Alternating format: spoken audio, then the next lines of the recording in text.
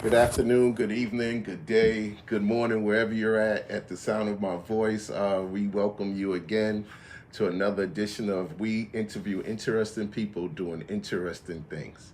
And we have Jeanette here, and Jeanette came today with two last names. That is how thorough she is. She's getting married soon, Recently married. recently married, so she wants to make sure that that is definitely in the credits.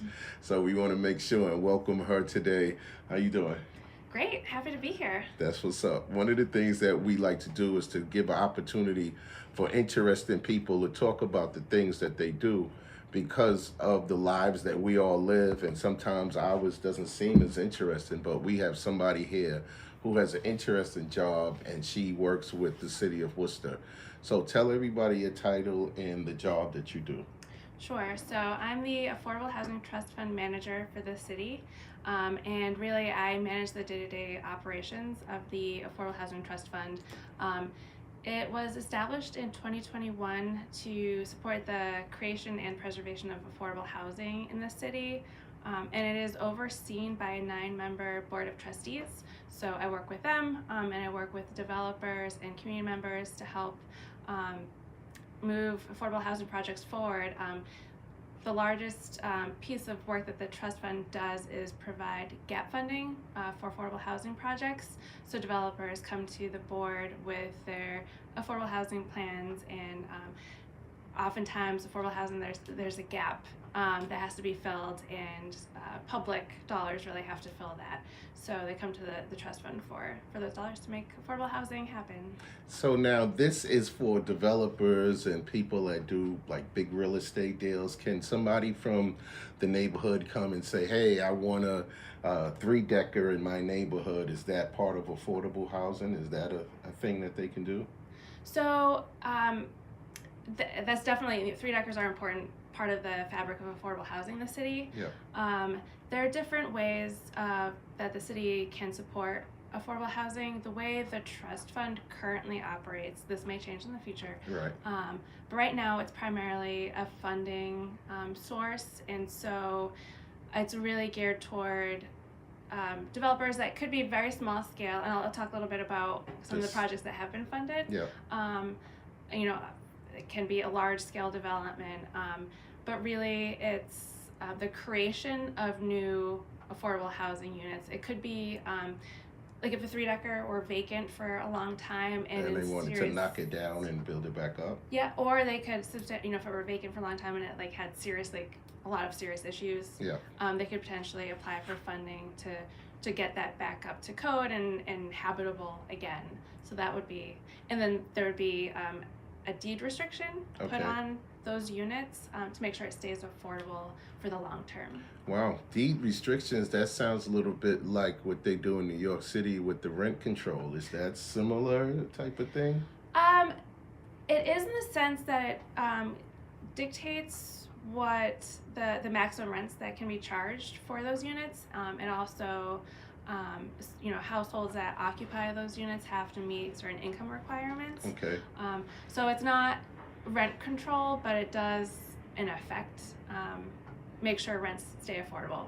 And that is something that we are, we're going to talk about a little later with the opportunities that people have and what is affordable, because that's something else that's out there in your title, and the affordability of people right now for basically any kinds of new things is getting to be difficult.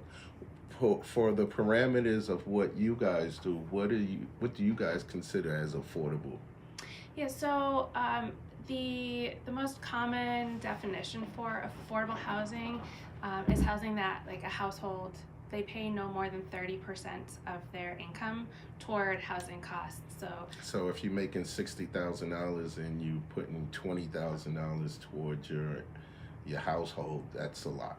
Yeah, so anything more than that, you're considered cost burdened. So that's 30%, and then there's severely cost burdened as if somebody's paying more than 50% of their income toward that. And in Worcester, so we recently put together a housing production plan, and the data in that shows that about 40% of households in Worcester are cost burdened. So their housing is not affordable. Right. So out of 10 people walking down the street, 4 of them are in the jeopardy of different situations because of their living arrangements and the cost of where they live. Exactly. Yeah. So one of the things that the idea of having these developers come in, they are supposed to build these new apartments or buildings or co-ops or whatever they want to do it, but they have to do it according to, if they want to get some of this money, do they have to do it according to certain parameters? Yes. So I think it might be helpful if I can give a little bit of background about the trust fund, what it's accomplished so far, and what's going to do going forward. Okay. So initially, the trust fund was given $15 million of American Rescue Plan Act funding Okay. to, To do the work. Yeah, to do the work, exactly. And so developers came in with their proposals. It was on a rolling basis, so there's no like set deadline. Awarding about $18 million to 13 projects that are leveraging over $380 million of investment in new affordable housing. So that's great. But all of that was a one-time funding source. Right. So moving forward, we'll be using Community Preservation Act funding that the city passed a couple years ago and is just now getting rolled out, and funding is being given to different things like the trust fund. Right. And the idea of, and you may not know this, and I may be overstepping with the idea of the preservation money going into the trust fund money, is the money that comes in to the trust fund always from another source, or does it generate its own money because of the work that these developers are doing? They have to, put into a pot to be a part of this. That's a great question. So I'm glad you asked it. So the developers that have funding right now and are working on none of the projects have reached completion just yet. This summer, a couple of them will, but so it's essentially grant funding that they won't pay back, but the money that is in the trust does, there's interest. So that's one way. It's not, a ton of money. So the city adopted inclusionary zoning a couple years ago as well, May 2023, and so ideally under that ordinance, like developers that are creating new housing will have to build affordable units as part of their projects. If they don't do that, they make a payment in lieu, and that goes into the trust fund to help fund other projects. So this payment in lieu is basically an upfront money, so that way they can do the work that they need to do, but the fund still has opportunities for other people. Yeah. So, let's say a developer doesn't want to be in the business of managing affordable housing. They will make that payment, and the trust fund can then provide that funding to another project that is creating affordable housing. Got you. And some of these things are some things that I guess you guys should be understanding or trying to get to understand. How can they, if they had questions, contact, and what is the contact for the city for this? Sure. So this information is on the city's website, worcesterma.gov.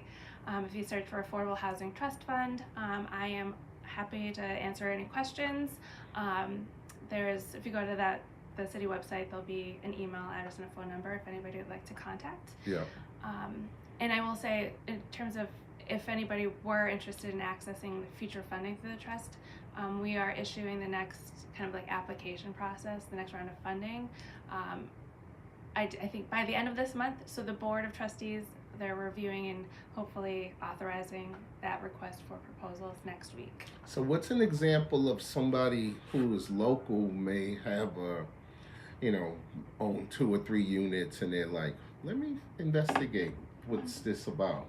What is an example of somebody that came in to you new and was like, asked that question, like, what is this about? What would your answer be to them? Sure. So I'll start before I talk about like the trust fund itself. The city does have other resources outside of the trust fund that are geared more toward like owner-occupied properties or like the small scale. If they just need to bring their existing properties up to code, like make improvements there.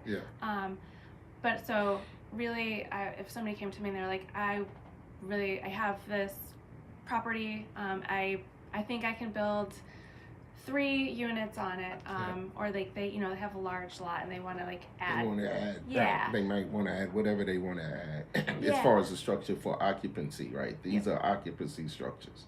Yes. Okay. Residential only. Okay. Yep.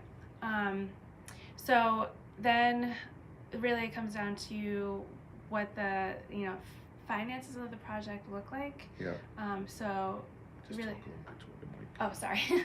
Yeah. So when a potential applicant comes in, we need to know kind of at least a preliminary plan for their project, and they have to do some of the like pencil out the numbers for what it costs to construct, and then like the operating budget, and that'll help identify if there is any sort of funding gap. So Okay.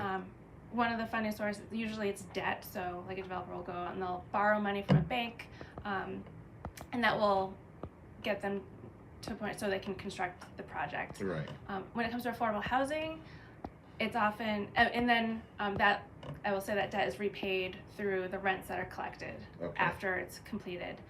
With affordable housing, the rents they're collecting are lower, so there's always a gap that in order to make the project actually happen. So that's where kind of the Affordable Housing Trust Fund really fits in. Okay. So people who may be on the thought plan of doing something like this is an opportunity for you to at least read the application for this coming up soon after this goes on. But there's opportunities if people are interested in doing more in the community about this affordable housing. Talk a little bit about the board and how people can get and be a part of the board. Yeah, great. Thank you for that. So the board, I think as I mentioned already, is overseen by not the board. The trust fund is overseen by a 9-member board, and really that's made up of people who either have experience in housing development, have lived experience in affordable housing, have finance background, and generally have some sort of interest and passion for affordable housing. Okay. We do have 2 seats, one that's currently open and a second one that is opening up. So really I'm looking for 2 people to fill those. And I will say one of the great things about the trust fund board, when the city passed the ordinance that established it, they made sure that 2 of the 9 seats are held by people who actually reside in affordable housing. Okay. So one of the seats that's open. Is a designation for one of those? Yeah, so really looking for somebody to bring that perspective and to join the board. Well, there you go, ladies and gentlemen. You got the opportunity to those that like to sit around and talk about some of the housing issues or affordability or how these developers come in here. This is an opportunity to learn. First of all, what this process goes through, what they go through as a process, and how it gets certified, and how you can include your, if you become a member of the board, you have a vote, you have a say. Your community has a vote and a say in some of the things that are going on. If you can't do everything, at least you could do one thing. So we thank you for coming here and talking about that. One of the other things that they have is volunteer opportunities to come and be a part of the trust more than just the board. Is there any other ways people can get involved? So there are no real formal volunteer opportunities at the moment.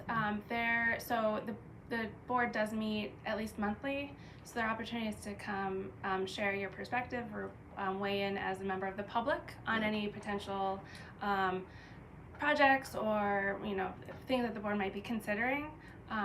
I will say at the next meeting, which is scheduled for July 23rd next week, if anybody's interested, one of the agenda items is talking about a fundraising subcommittee. Okay. So to really try to get more funding into the trust so we can do more and help create more affordable housing units. And that would be sort of like a legacy fund for the trust fund, getting people to kind of find out through this subcommittee where there's some pockets of money so that you can maybe sublease, if I don't have the right word, but it's like a sublet to some of the people so that way they have more money in the trust fund. Yeah, and that subcommittee won't just be current trustees. It'll be open to to really anybody who wants to get involved. And that's more opportunities for you to get involved, people. This is a City of Worcester project. It's an opportunity. So if you're one of those people who look and say, oh, I don't know what to do, there's something to do. It's an opportunity to invest in your city. If you're from here, if you've been a part of it and you want to see some things and be a part of the change in it, this is an opportunity. So, I mean, you want to thank Jeanette. You want to thank you. Say thank you. Thank you. See, that is what we need to do sometimes to the civil servants out here who are doing the yeoman's work and putting the opportunity out there for you guys. The Worcester Affordable Housing Trust Fund, no more land, but it's the trust fund that is creating this opportunity for you guys. If there was something else like a pitch deck piece that you would want to say to some people to get them involved, this is an opportunity. How would you do it? Sure. So I see the Affordable Housing Trust Fund as one of the important pieces in the city, or one of the important tools for addressing what is a housing crisis has been going on, is going to keep going on. So if you really care about that, and you really care about creating opportunities for yourself and for other people to have stable homes and to access those and other opportunities, the trust fund is a great way to get involved and help push the needle on that issue. That's what we want to do, y'all. Pushing needles, being disruptors, being part of the process and learning the process. And if you know about it, then you can do something about it. Again, thank you for being here. Give them the website and all that stuff again, so that way, in case people need to know. Sure. So if you go to www.worcester, WORCESTERMA.gov, and you search for Affordable Housing Trust Fund, you'll find it. The URL would be too long if I tried to give you the whole line. Right. But this is a good way. It's short, concise, and that way people who are listening, on your tablets, your phones, wherever you're at in your living workspace, it's a chance you can write it down. Simple. Take your time, go online, look it up, and become a part of the solution if you want to do something about some type of housing situations and how does all of these things come about. So again, thank you, and we want to thank the City of Worcester for putting together the Worcester Affordable Housing Trust Fund, and this is not the land, so we just want to make that clear. Again, thank you for being here. Thank you.